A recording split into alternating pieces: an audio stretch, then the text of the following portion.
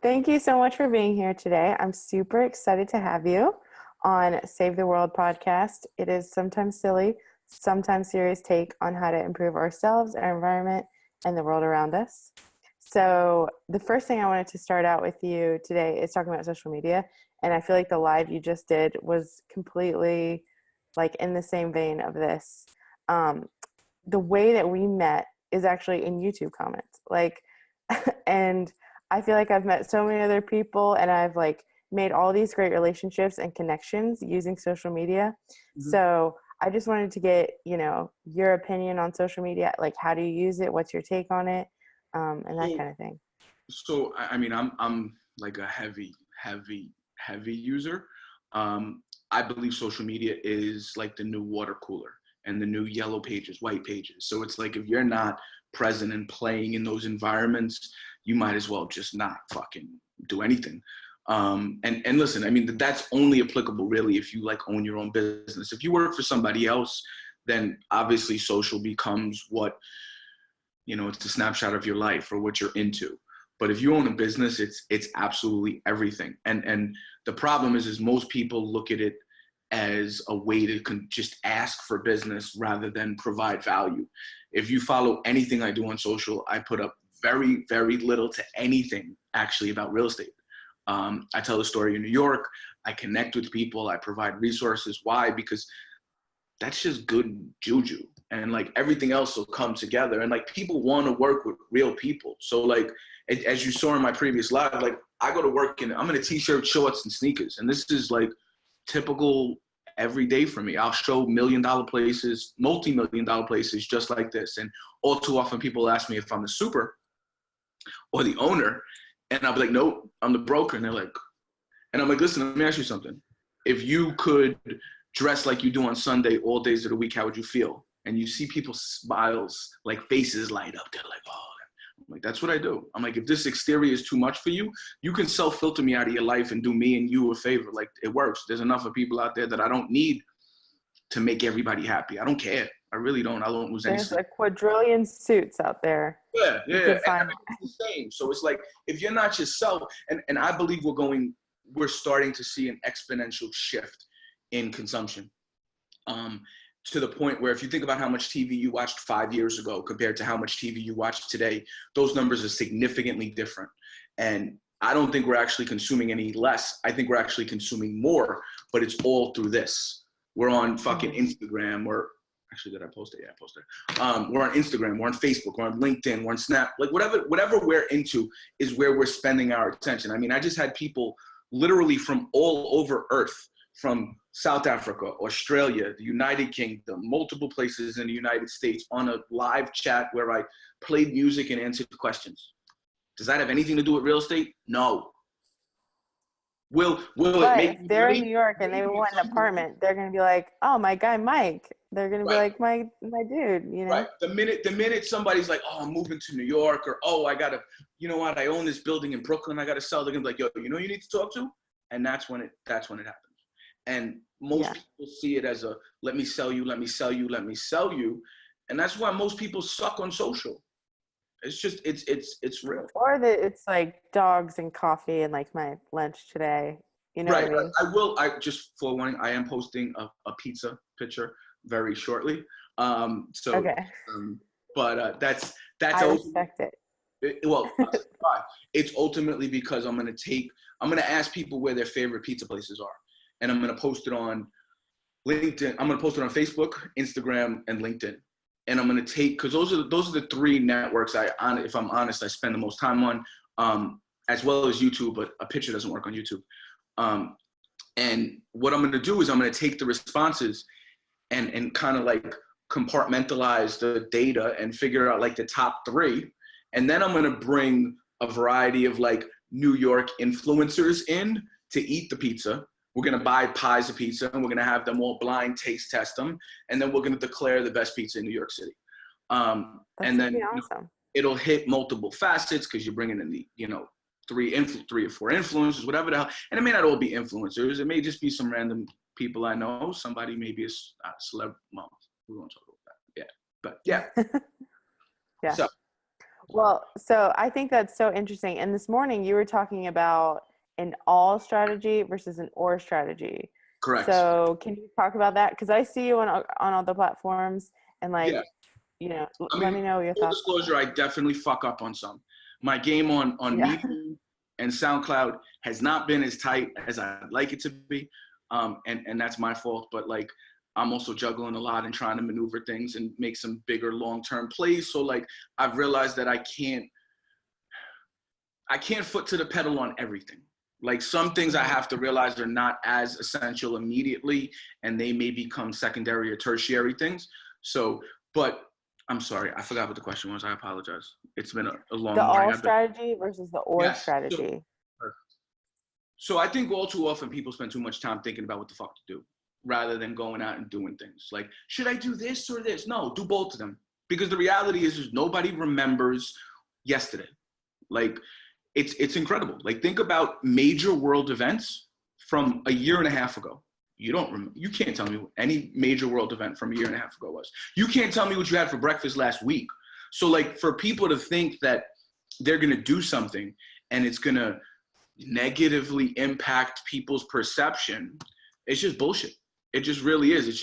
It's they're putting roadblocks in front of themselves because they don't want to go out and do because they're scared of what happens. So one thing that's really been driving me lately is doing shit that makes me uncomfortable. So whatever, like if there's something and I'm just like, because we all have it, even me. That's like the first thing that I do. So for me, for example, like breaking the ice is so uncomfortable for me. So whether it's at a networking event or talking to people randomly on the street, I'm just like as talkative and as much of a personality as I can be. I'm just like, ugh. So what I'm gonna do in order to force myself to do that, and the first one will be shot this week, is we're gonna start shooting episodes of, and we're not totally sure what it's gonna be, but this is the end, right? We're going to start stopping people on the street and talking to the people on the streets of New York City. And it's going to be around a variety of topics. We're going to try to target, and obviously this is location based, so we're going to try to target tourists and use that information. We're going to try to go to other locations where you may have people like that are New Yorkers that work, so like more like business areas. And we're going to use all of that for a variety of different things. And I know I don't know that it's right. I just know that it feels right. So I'm going to try it. Maybe it's a fucking dud. Maybe it's not. Maybe it's the reason I eventually bubble and become a household name. Maybe it's not. Who knows? But like, if you don't try, you don't get. So I'm just like, that's why if you noticed on that live, I don't know if you caught it at the beginning, there's a couple people that asked for advice that I was like, yo, listen, you got a week and I'm going to talk shit and fucking roast you on social media if you don't do the fucking shit that you say you want to do. You asked a question. I missed that.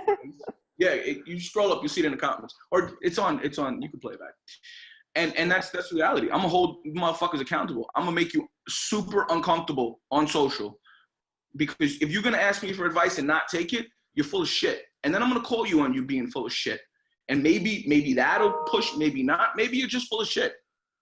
But that filter is what I'm gonna do. Yeah, I love the idea of pushing your boundaries in your comfort zone. So I've seen some of your videos that are like up to 2 years old. Mm-hmm. When you first started your videos, was that something that made you uncomfortable? Like, was there ever hurdle being on camera? Never been uncomfortable on camera. Never been uncomfortable in front of people. It's just the ice breaking. Once I break the ice, no problems ever. Or if you want me to, like, if I walked out of this conference room right now and there was 10,000 people outside and I had to talk to them, no problem whatsoever. That's just me. It's how I'm wired. I mean, I've in an earlier part of my life, I used to rap, and we won't talk about too much about that. But like, I've done shows, I've opened for some very big name people and done shows in front of thousands of people, and like, I strive. I live on that energy. It don't bother me one bit. I was gonna ask you about your prior career, because you do seem like so comfortable and like just being on camera, putting your face out there. So I've been blessed. Like, before I did this, I was a manager at Circuit City, and I was there for about 6.5 years. And when Circuit City went out of business, I took some time off. I went to Africa, sat on my couch for about a month and watched Family Guy in South Park. And then I was like, fuck it, I'm done with corporate America, and said, you know what, let me try this, because my pops had been in real estate for like 15 years prior at that point. And he was always like, oh, come do this, you love it, you make a lot of money. And I was like, okay, let's try this. And that was 9.5 years ago. But like, I've always been in a leadership or leading role. Like, I'd been heavily involved in Boy Scouts up until about a year ago, like from when I was a kid. So like, I've always had the opportunity to lead people and talk. And like, so to me, this is nothing. The thing that's a little weird, if I'm honest, is like, I have to look up here right now at the circle, and not at you, where I want to look at you. But I think technology will eventually fix that, so you can actually FaceTime, literally like look face to face with people. But that's the only thing that's weird. Other than that, no. I mean, I just came off of a 30-minute live, and then, you know, we're here now. And then later on this day, we got a bunch of shit, and then I'm shooting a podcast this evening. It's every day. Every day, except Saturday. Yeah, so I know. Not Saturday, which is something that I do want to come back to, is your time away. But so you started your podcast, and you're doing people in New York. How's that going for you? So it's like, do you like podcasts? If you like people so much, like, do you like it being voice only? Like, what's your thoughts? So I don't do voice only.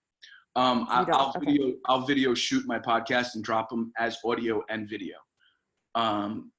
So what the podcast is called Made in New York, where I talk to people who make things in New York. And make is a relative term. Could be art, could be music, could be a movement, could be a bunch of different things. Really just talking to people because I feel that there's a vein in New York that really like drives people and keeps people going. And we're 11 episodes in right now. Ironically enough, oh man, I sent it wrong. Sorry. I love it. It's a great opportunity to connect. I've made started to build some great relationships as a byproduct of it. It's just, and you know, and I sparingly listen to podcasts. I was just having this conversation with my filmmaker yesterday. I don't know that audio is gonna bubble as big as some people expect, but there is still a ton of attention there. So it's like playing to the attention that's there. It may not become the end and only.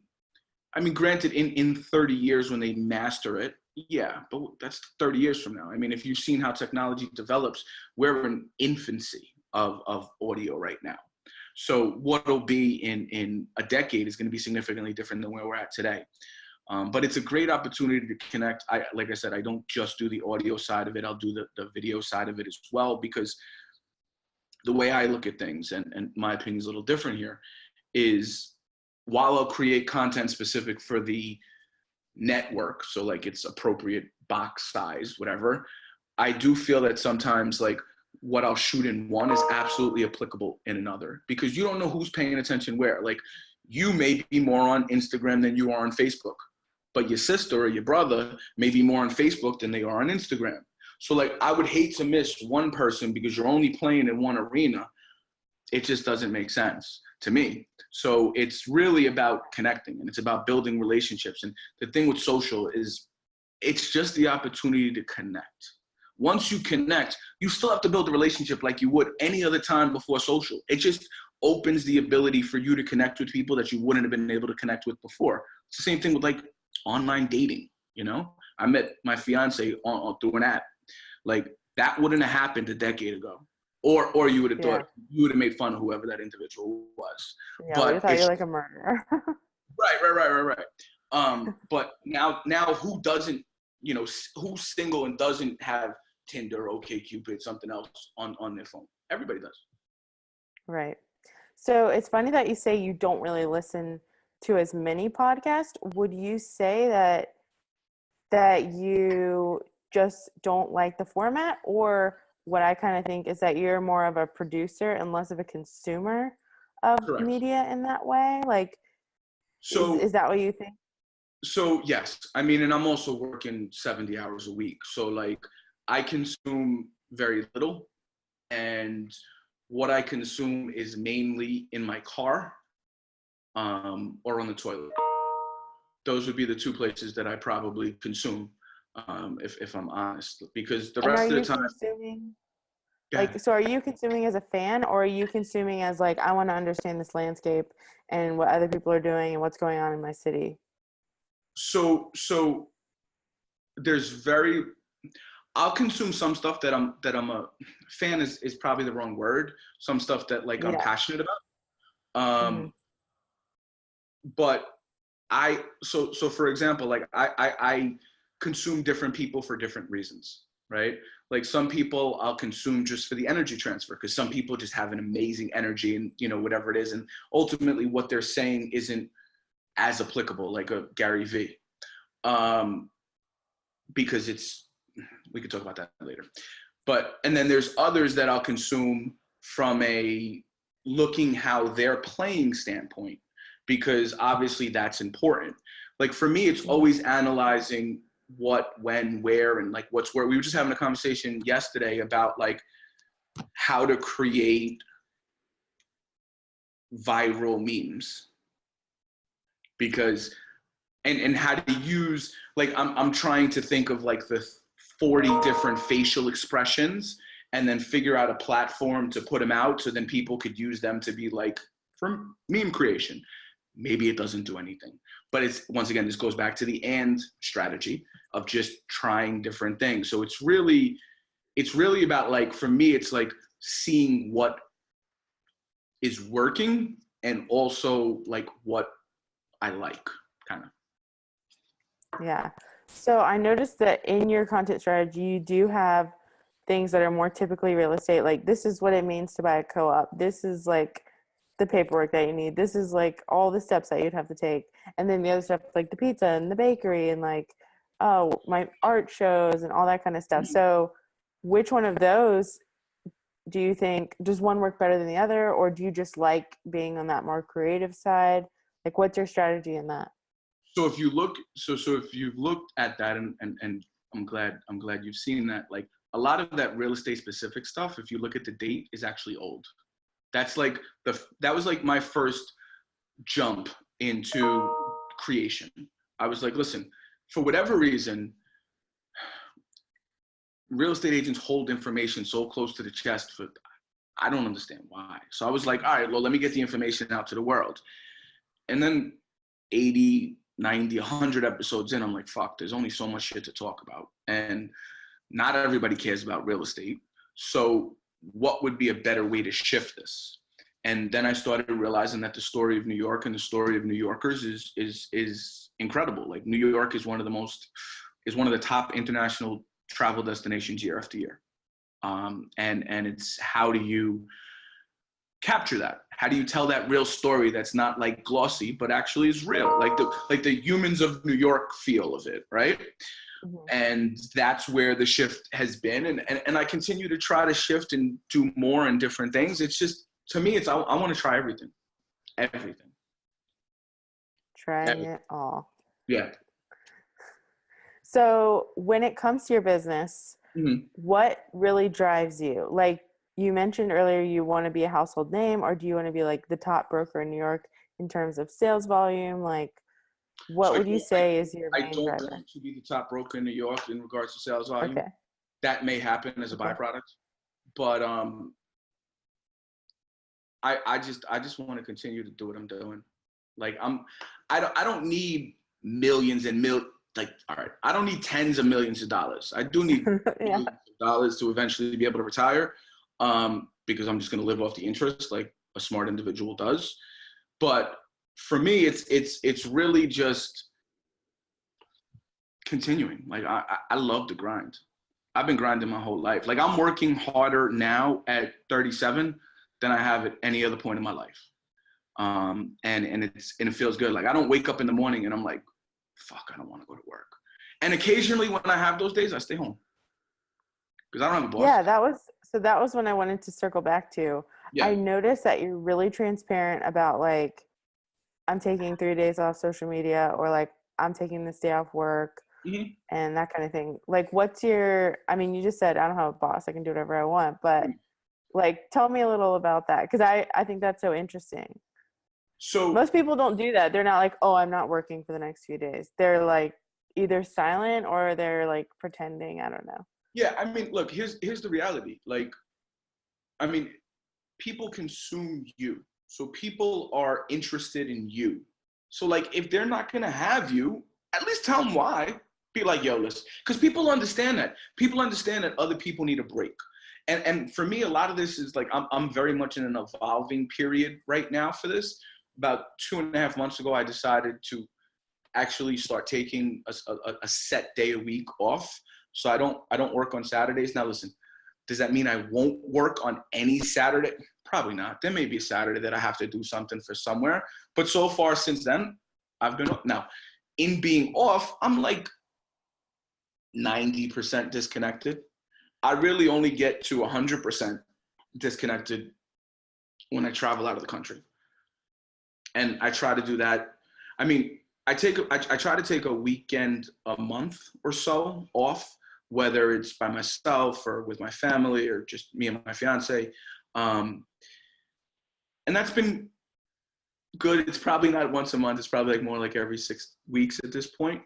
But you have to like you have to take that time to reset, especially when like you're doing 70 to 80 hours a week. Now, if you're working 40 hours a week, that's a different story. But I don't know, 'cause I haven't done that. But it's about being honest, like listening to your body. Your body, we in the future, we'll have a better understanding about the way our body talks to us. Like our gut is probably the best determinator of what the fuck you should do. But we don't understand that because there's no science in place explaining that. So when your body doesn't feel right, you need to listen. Like, and there's times, and I'm not just talking about sick. I'm talking about like when you're like, and it happens to all of us. Take time off. Totally. What is the big picture, long term, 15 years from now? Nobody's gonna remember that you fucking felt shitty on this Tuesday and sat on your couch and watched TV all day. Nobody. You're not even gonna remember that shit. No, and on Wednesday you're gonna be like, I feel amazing. Right, exactly. Like, and maybe you're in like a super low where it's like Tuesday and Wednesday you have to chip. And now don't let that happen consistently, but like listen to your body straight up, because if you don't, then you're gonna have no choice to be in a different predicament, and then you're not gonna be able to work because you gotta fix your body. Yeah. Another thing you do that I rarely see is like you're like a dad on social media. Like you always have your son and you're like, we're going to school or we're going to wherever. And that was another thing where I'm just like, I never see guys doing this. Like I never, like, especially if we're talking about your persona being very like, I work really hard, I'm from New York, like a little tough. But then you're like, oh, I'm taking the day off, like, oh, I'm hanging out with my kid all day, like we're going to like get ice cream or whatever. So like, is that just you just being you and you're just like, this is just what we're doing? That's me. You know, I know a lot of people are very confounded when it comes to whether or not they share their kids on social media. Listen, if the only way that like, and what I hear from people is like, oh, I don't want my kids out there. Motherfucker, your kids are going to be on social media when they're old enough to be on social media. Snapchat when they're like 8 years old. So. Right. In 8 years, there's going to be a social network that every 8-year-old, I mean, look at Musical.ly. I don't use it, but kids do. You know, so it's like, why not prepare him and let him see that that's normal? Because now when I pick up the phone, he's like, shoot video. And listen, if that ultimately means at some point that my son becomes a bigger name than me, and that's great. Good for him. Maybe that's not what he wants. Who knows? But it's me.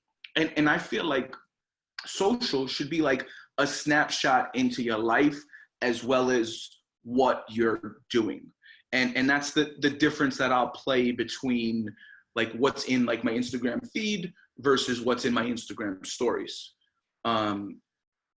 And I mean, it's the biggest job that I have in being a dad, and my son's cute, so it works. Yeah, he is. So what else do you do when you're talking about like taking time for yourself? what do you do to improve yourself? Is it always just like you just need rest, or like what kind of things do you do? So like I'll go deep into the woods, and try Okay. to disappear, and I'll try like reading. For whatever reason, I connect well with books. I don't read remotely as much as I'd like to, but that's for whatever reason that's something that connects with me. And everybody's different. Some people connect more to one than connects to another, but I'll try to read, and I'm always looking at different ways to get better. So I'll look at those that are successful and try to figure out what makes them successful or what they're doing that works, and use that as hopefully a catalyst for change. Yeah. I try to do that too. I try to like pull pieces of things, but I I recently have worked really hard of like what does success look like to me? Because like Mhm, it isn't what I don't think it what it looks like for other people. mhm. So for you, what does that look like? What does that really mean for you? Success? Yes. Uh, that's a good question. Um,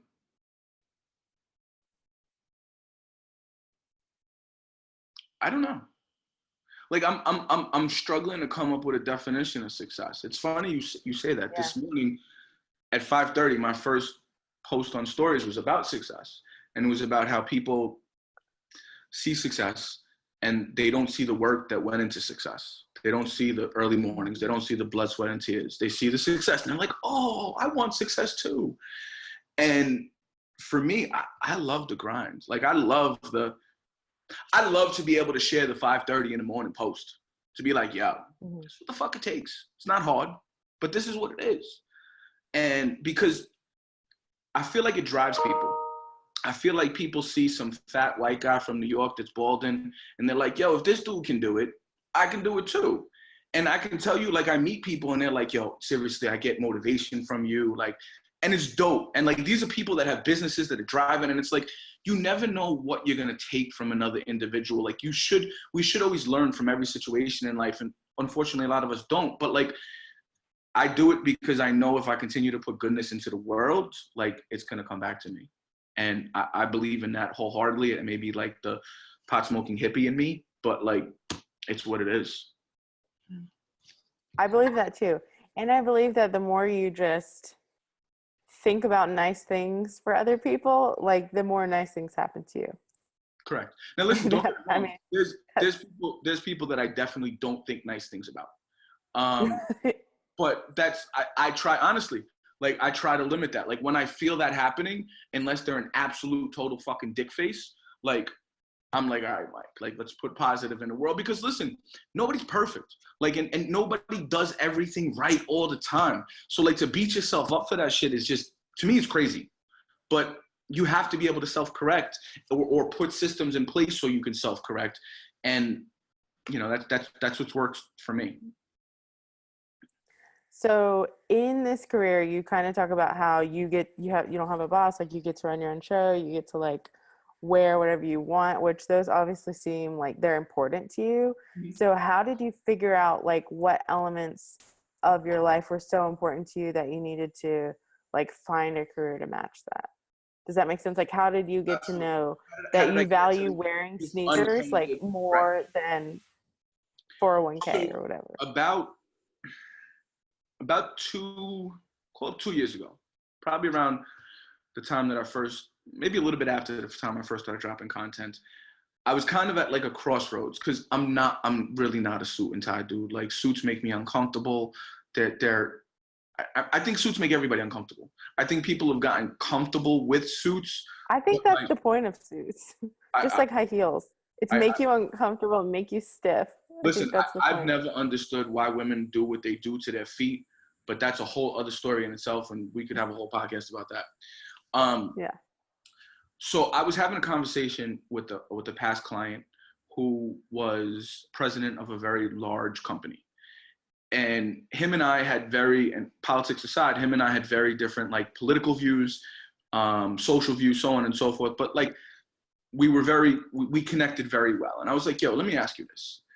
And I was like, what do you feel about suit versus not suit? right? Like how much is the exterior important to you? Because to me, someone at that level has obviously gone through a lot of different things in life to put themselves in that position to be president of a major company. So like, if you want to get to next levels and you really want to excel and exceed, like you got to pay attention to what everybody's done, right? And he's like, Mike, I can tell you this.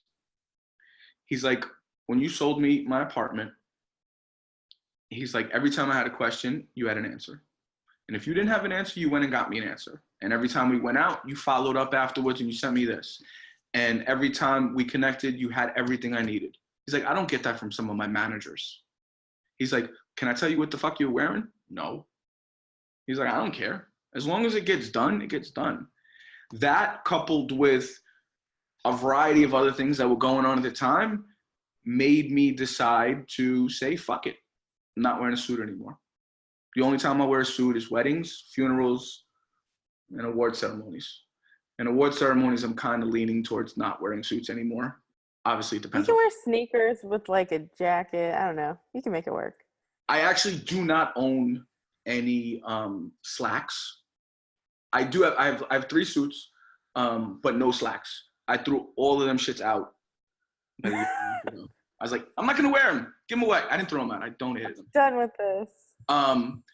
So I decided that, listen, I'm gonna be me, because I think authenticity is one of the most undervalued assets right now. And I think that's one of the reasons that I'm gonna win, because I don't care. Like I'm who I am, and either you like me or you don't like me, and I don't care either way. Like if you like me, great. If you don't like me, great.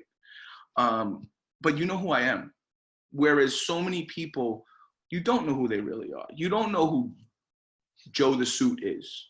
You know what Joe the Suit does while he's at work. You know some of the things Joe the Suit may like, but you don't really know who Joe the Suit is. And I feel it's essential. I feel like as our parents' generation continues to die, we're going to see values continue to shift.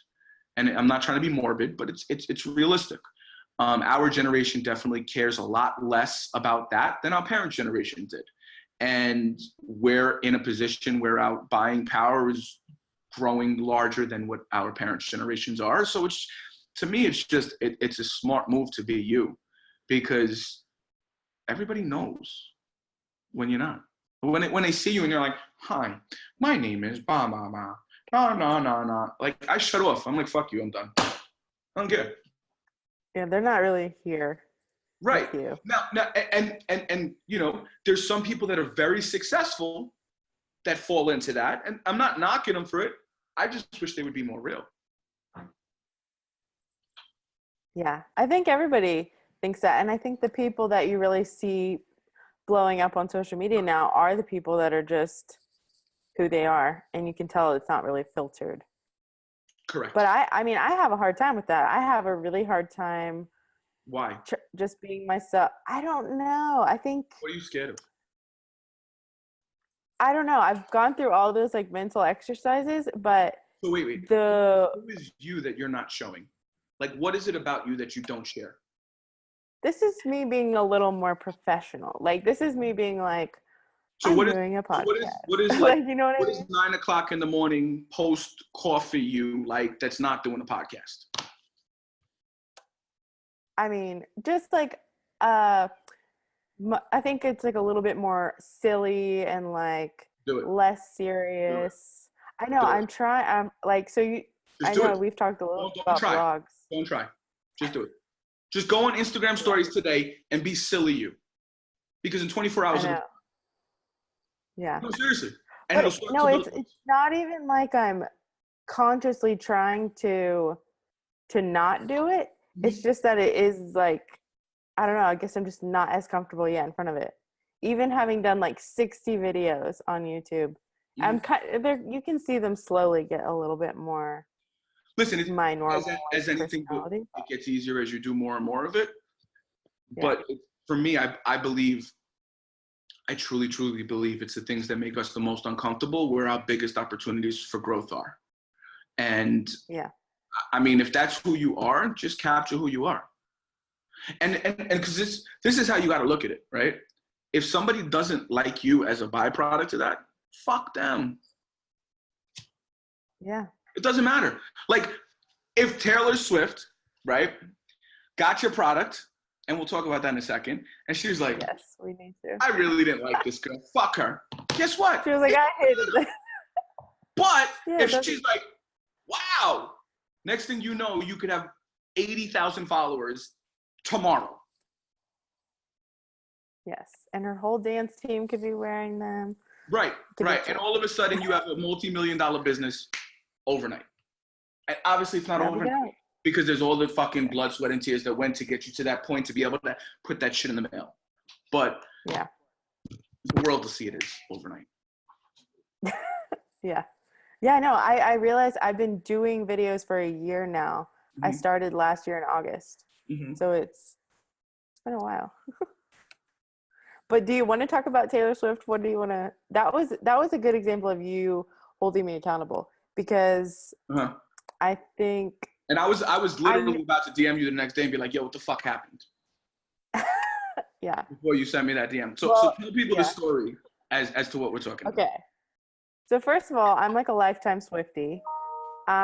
Like when MySpace was a thing, like Taylor Swift's EP was my MySpace song for year, like more than a year, like in middle school years, like a decade. Like I'm a Swiftie for hardcore. And so somebody got a pair of my scales and was wearing them, then met her.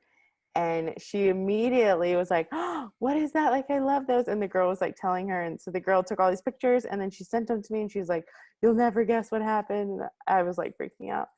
And basically the coolest thing in the world. So I have a picture of Taylor Swift and the girl right next to her is wearing them.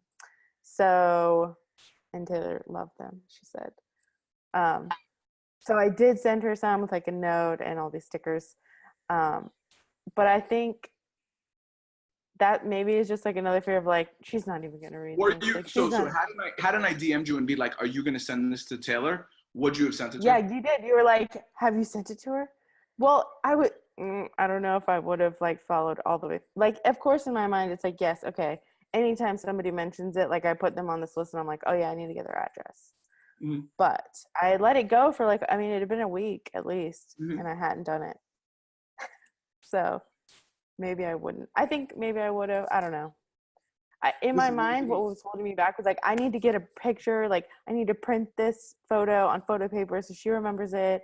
And I need to like, you know, do this big box and blah, blah, blah. And I was like, fuck it. And I just wrote like a letter on paper and I put them in the small envelopes that I normally send them in. And just, maybe she'll read it. Maybe she won't. And if she does, what you should do is you should cut this video right here. Or maybe you should cut, like, after we're done, cut this and create it into a piece of content and tag the shit out of her. Yeah, I should. That's what I would do if I was trying to tag it. Yeah. Target Taylor Swift. Yeah, it's pretty crazy.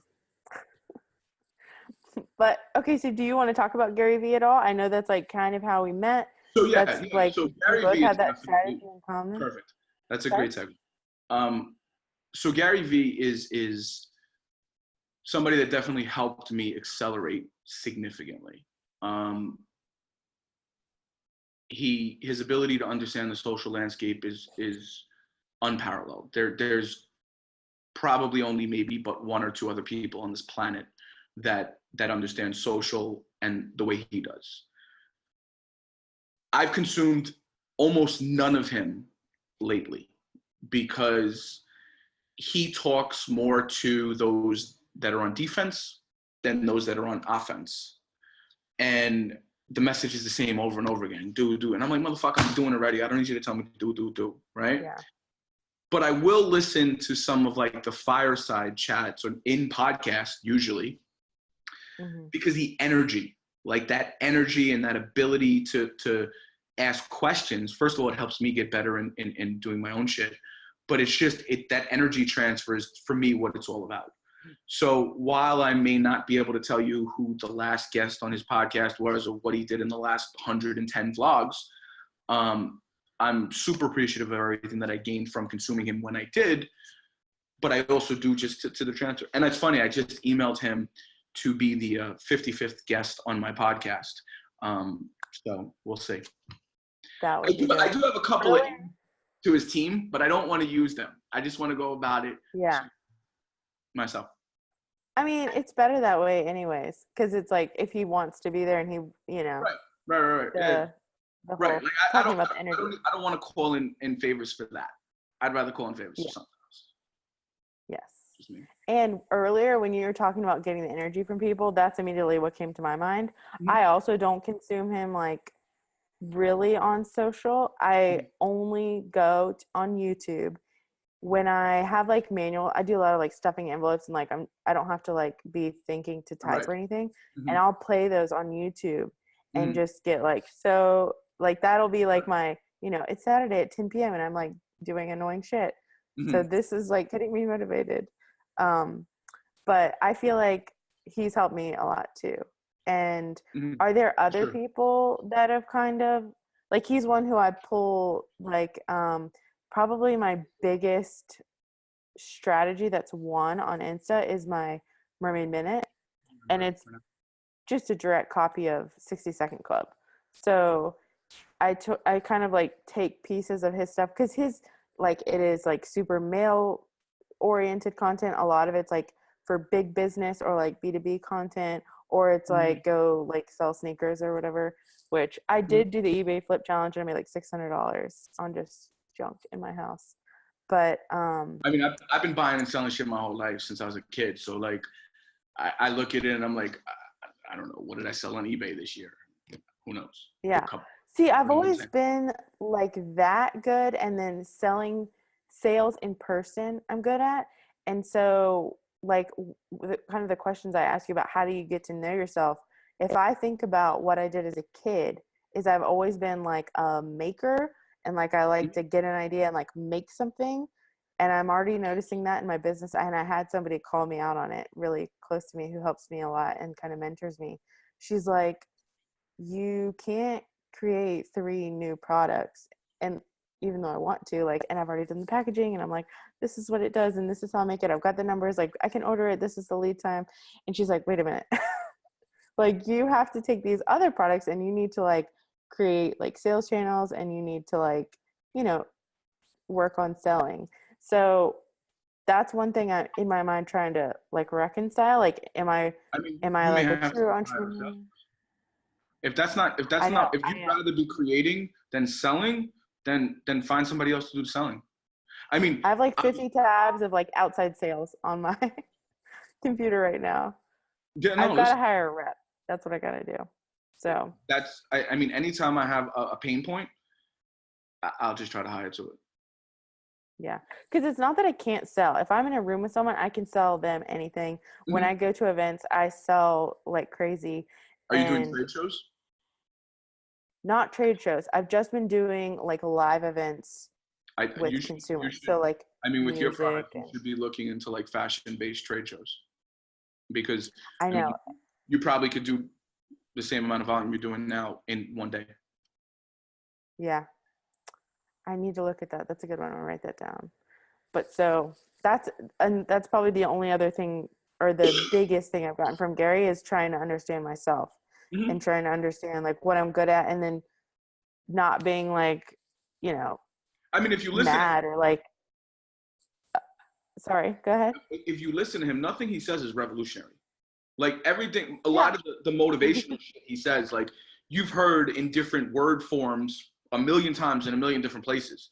It's just he's got a realness to him that you don't. Well, yeah, his authenticity. Right. I think not only do you believe him, but there's something that you trust what he says. Like he always says, like he's not trying to sell his audience. Like he's not taking anything by giving you that. So then you take that with more weight. Right. You're like happy to give him money. Yeah. Yeah, I'm like, I want to buy these sneakers. I don't even like sneakers. I don't even wear sneakers, but I'll buy those. Well, I don't know if I can continue this podcast if you don't like sneakers. Dude, I either wear sandals or like no shoes. Like I live. Okay, so fun fact: I live in the woods now, I wear Gary V sneakers. I love it. Like outside, and that's like not. But those are like my tennis shoes. Those are the only ones like I have. So I'm like out here in the woods wearing. I guess those are street sneakers. I don't know. I wear sneakers pretty much every day. I love sandals. Don't get me wrong. Like, but Yeah. it. But I live in a different climate. I mean, I lived but in like a beach town up until a month ago. Mhm. So sneakers or sandals year round was like totally acceptable. Right. Listen, I'd be cool with that if I was in the beach. Yeah. All right. Well, I want to respect your time. I know you're very busy.